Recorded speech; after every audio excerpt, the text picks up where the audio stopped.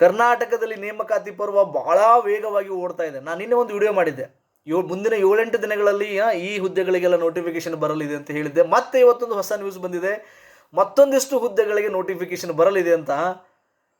ಏನ್ರಿದು?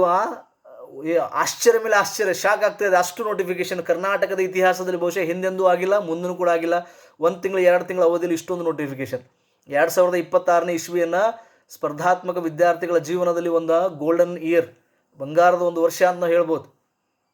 Okay, ಈಗ ಇಲ್ಲಿವರೆಗೆ ಯಾವ್ಯಾವ ನೋಟಿಫಿಕೇಶನ್ ಮಾಡಿದ್ದಾರೆ?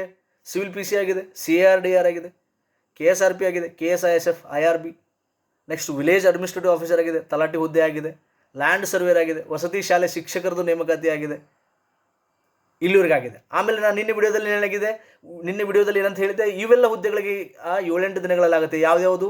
KS 319 ಹುದ್ದೆಗಳು, ಆಮೇಲೆ ಸಾರಿಗೆ ಇಲಾಖೆಯಲ್ಲಿ ವೆಹಿಕಲ್ ಇನ್ಸ್ಪೆಕ್ಟರು, ತೋಟಗಾರಿಕೆ ಇಲಾಖೆ, ಕೃಷಿ ಇಲಾಖೆ, ಇಂಧನ ಇಲಾಖೆ, ನಗರಾಭಿವೃದ್ಧಿ ಇಲಾಖೆ, ಅಲ್ಲೆಲ್ಲ 8,000 ಹುದ್ದೆಗಳಿಗೆ ನೋಟಿಫಿಕೇಶನ್ ಬರಲಿದೆ. ಆಮೇಲೆ ಎಲ್ಲಕ್ಕಿಂತ ಹೆಚ್ಚಾಗಿ 15,000 ಶಿಕ್ಷಕರ ಹುದ್ದೆಗಳಿಗೆ ನೇಮಕಾತಿ ಅತಿ ಶೀಘ್ರದಲ್ಲಿ 7-8 ದಿನಗಳಲ್ಲಿ ಬರಲಿದೆ ಅಂತ ಹೇಳಿದ್ದೆ. ಇಷ್ಟು ಹೇಳಿದ ಮೇಲೆ ಮುಗಿತು ಅಂದ್ಕೊಂಡಿದ್ದೆ, ಆದ್ರೆ ಮತ್ತೆ ಇವತ್ತು ಬಂದಿದ್ದೆ. ಇವತ್ತೊಂದಿಷ್ಟು ಹೊಸ ಸುದ್ದಿ. ಯಾಕಂದರೆ ನಿನ್ನೆ ನೀವು ಭಾಳಷ್ಟು ಜನ ಕಮೆಂಟ್ ಕೂಡ ಹಾಕಿದ್ರಿ, ಸರ್ FDA ಯಾವಾಗ, PSI ಯಾವಾಗ, SD ಯಾವಾಗ ಅಂತ ಕೇಳಿದ್ರೆ ಇವತ್ತು ನಿಮ್ಮೆಲ್ಲ ಪ್ರಶ್ನೆಗಳಿಗೂ ಉತ್ತರ ಸಿಗುತ್ತೆ. ಇವತ್ತು ನಿಮ್ಮೆಲ್ಲ ಪ್ರಶ್ನೆಗಳಿಗೆ ಉತ್ತರ ಸಿಗುವ ಸಮಯ ಬಂದಿದೆ. ನೋಡಿ, ಇವತ್ತಿನ ನ್ಯೂಸ್ ಪ್ರಕಾರ ಸಿವಿಲ್ PSI 253 ಹುದ್ದೆಗಳಿಗೆ ಇನ್ನು ಕೆಲವೇ ದಿನಗಳಲ್ಲಿ ನೋಟಿಫಿಕೇಶನ್ ಬರಲಿದೆ. Civil PSI 253 post. ಯಾರು PSI ಸೀರಿಯಸ್ ಇದ್ರೋ ನಿಮ್ಮ ಪ್ರಿಪರೇಷನ್ ಜೋರಾಗಲಿ. ನೆಕ್ಸ್ಟು ಭಾಳಷ್ಟು ಜನ ವೇಟ್ ಮಾಡ್ತಾ ಇದ್ದೀರಿ, ಭಾಳಷ್ಟು ಜನ ಈ ಕ್ವಶನ್ ಕೇಳ್ತಾ ಇದ್ದೀರಿ, ಸರ್ SDA FDA ಯಾವಾಗ? FDA 3,000 ಹುದ್ದೆಗಳಿಗೆ ನೋಟಿಫಿಕೇಶನ್ ಬರಲಿದೆ. SDA 2,600 ಹುದ್ದೆಗಳಿಗೆ ನೋಟಿಫಿಕೇಶನ್ ಬರಲಿದೆ. ಇವೆಲ್ಲ ಎಕ್ಸಾಮ್ ಯಾರು ಮಾಡ್ತಾರೆ ರೀ? KE ಮಾಡ್ತಾರೆ ನೋಡ್ರಿ. ಎಲ್ಲ exam KE. PSI 253, FDA 3,000, SDA 2,600. So KE mindset ಗೊತ್ತಲ್ಲ ನಿಮಗೆ. KE ಹೆಂಗೆ ಕ್ವಶನ್ ಮಾಡ್ತಾರೆ? ನಾನು ಅದೇ ಥರ ಕ್ವಶನ್ ಬ್ಯಾಂಕ್ ಟೆಸ್ಟ್ ಸೀರೀಸ್ ಮಾಡಿದ್ದೆ ನೋಡಿ, PDF ಕನ್ನಡ ಮಾಧ್ಯಮದಲ್ಲಿ. ಯಾರಿಗಾದ್ರೂ ಬೇಕಾದ್ರೆ ತೊಗೊಳ್ಳಿ, ಬಹುಶಃ ಕೆಳಗೆ ಕಾಣ್ತದೆ ನನಗೆ ಗೊತ್ತಿಲ್ಲ.